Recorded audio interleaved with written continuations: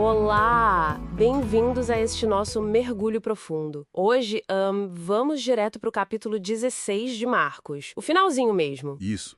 A gente se baseou numa análise bem focada na linguagem, na interpretação desse texto específico. Exato, e a ideia é entender o desfecho da história de Yahusha, né? A ressurreição, claro, suas aparições. Sim. A missão global dada aos seguidores e também aquela questão textual interessante sobre o fim do livro. Perfeito. E só pra gente alinhar aqui, vamos usar a terminologia da fonte, tá? Criador para Deus, Yahusha para Jesus. Matriarca para Messias. Sem usar Senhor, né? E os nomes hebraicos, Miriam, Yaakov, Kefa. Isso. E vale notar que este capítulo é bem narrativo, né? Ação direta, diferente de outros com parábolas. Sim, é mais direto ao ponto, podemos dizer. Então, começando lá nos versículos 1 a 8. Primeiro dia da semana, pós-Shabat, Miriam de Magdala, a outra Miriam, mãe de Yaakov, e Salomé. As vão ao sepulcro com especiarias, um ato de devoção, né? Enquanto os discípulos ainda estavam com medo. E a fonte dá um contexto legal sobre a Miriam de Magdala, né? Que ela não era prostituta, como às vezes pensam. Exato. Provavelmente de uma classe mais alta, fiel seguidora depois que Yahusha a libertou. E o ponto-chave é mulheres como primeiras testemunhas. Isso subverte totalmente as normas da época, né? Totalmente. O testemunho feminino era menos valorizado. Mostra que para o Criador o que importa é a devoção, não o status social. E elas tinham uma preocupação bem prática. Quem vai rolar a pedra pra gente? Super compreensível. Sim, uma dificuldade real. Mas aí quando chegam, a pedra já tinha sido removida. A análise até menciona Matthew Henry dizendo que as dificuldades somem para quem busca uma Mashak com diligência. E essa pedra removida tem um simbolismo forte, né?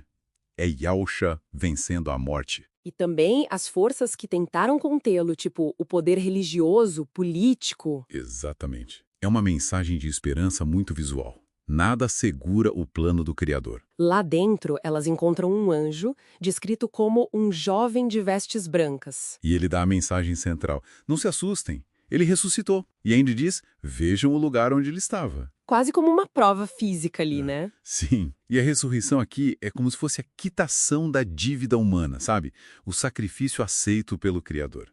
E as mulheres viram as primeiras mensageiras, as apóstolas dos apóstolos, como diz a fonte. Exatamente. Uma tarefa imediata. E tem um detalhe, a instrução para dizer a Kefa. Por que essa menção individual a Kefa? Olha, a análise sugere que é um gesto de perdão, de conforto para ele depois da negação. Nossa, que forte isso. Mostra a graça restauradora, mesmo numa falha grave. Isso sinaliza que o caminho do Mashiach é sobre graça, não sobre nossa perfeição.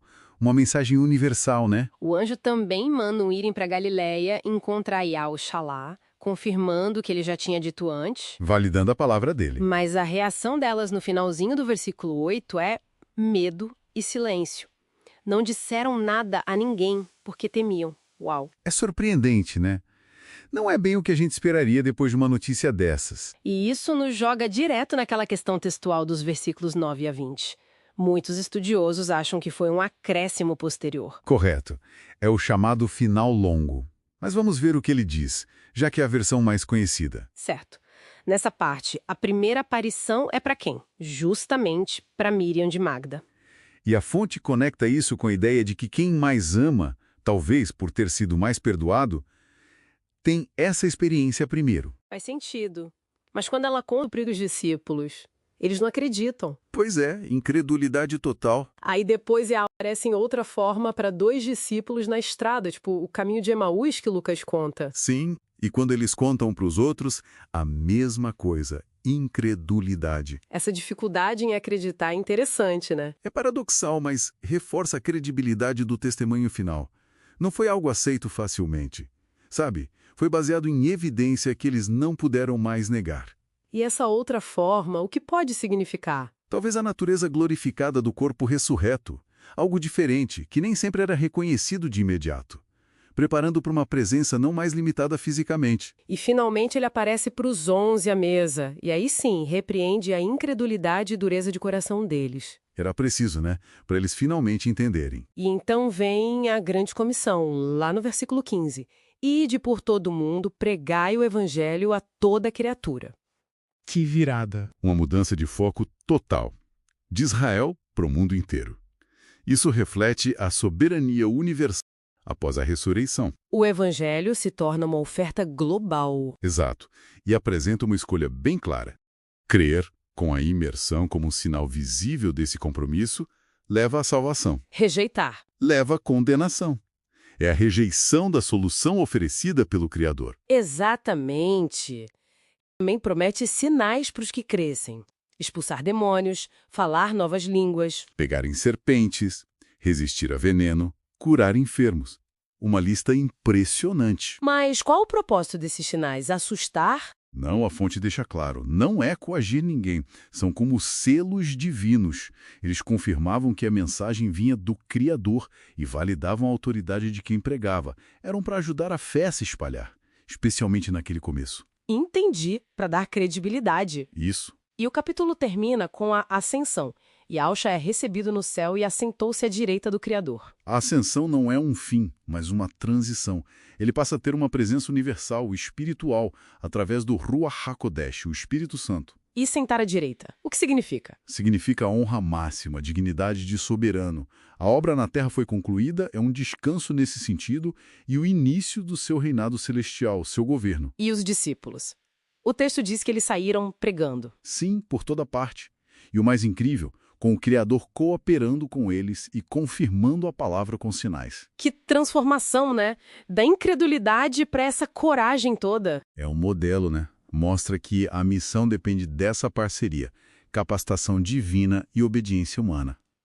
E só voltando rapidinho à questão textual, dos manuscritos mais antigos terminam no versículo 8, naquele meido e silêncio. Pois é, o final longo do 9 ao 20 provavelmente foi adicionado para dar um fecho mais, digamos, satisfatório, alinhado com os outros evangelhos. Mas, no fundo, a mensagem principal... A mensagem da ressurreição, da vitória do Messias e da missão de levar essa notícia adiante, isso é central para a fé, independentemente de onde termina o texto original de Marcos. Bom, então, resumindo, Marcos 16 é essa ponte incrível da crucificação para a ressurreição e para a missão mundial. Com elementos surpreendentes. As mulheres como primeiras a saber, o cuidado especial com Kefa, a própria incredulidade inicial dos discípulos. Que, no fim, parece até fortalecer a fé deles, né? Exato. E o legado é esse. A fundação de um movimento baseado na graça, confirmado pelo poder divino e impulsionado por essa comissão universal que, bem, continua relevante até hoje. Fica, então, uma reflexão final, né? Como a gente perceberia essa história toda se o Evangelho de Marcos parasse ali no versículo 8, naquele medo, naquele silêncio. É algo para se pensar. Como diferentes finais textuais podem impactar a nossa recepção de uma história tão poderosa.